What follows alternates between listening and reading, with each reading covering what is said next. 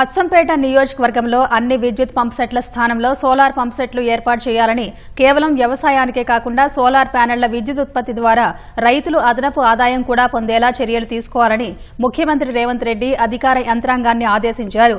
సౌర విద్యుత్ వినియోగంలో అచ్చంపేట నియోజకవర్గం దేశానికే ఆదర్శంగా నిలిచేలా చర్యలు చేపట్టాలని సూచించారు.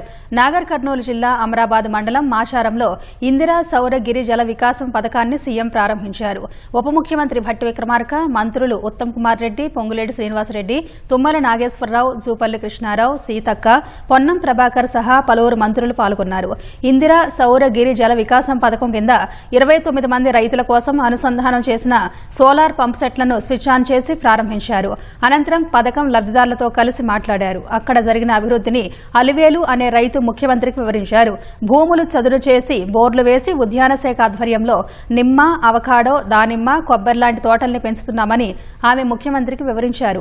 పంప్సెట్ల కోసం ఏర్పాటు చేస్తున్న సోలార్ ప్యానెళ్లు కేవలం వ్యవసాయ అవసరాలకు మాత్రమే కాకుండా విద్యుత్ ఉత్పత్తి ద్వారా మహిళలు అదనపు ఆదాయం పొందేలా ఏర్పాటు చేయాలని ముఖ్యమంత్రి విద్యుత్ శాఖ అధికారులకు సూచించారు.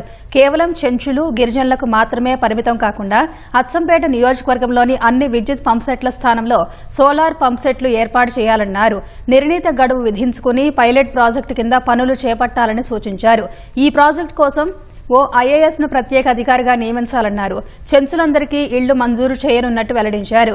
ఇందిరా సౌర గిరి జల వికాసం లబ్దిదారులు మంచి ఆదాయం పొందాలని ఆకాంక్షించారు.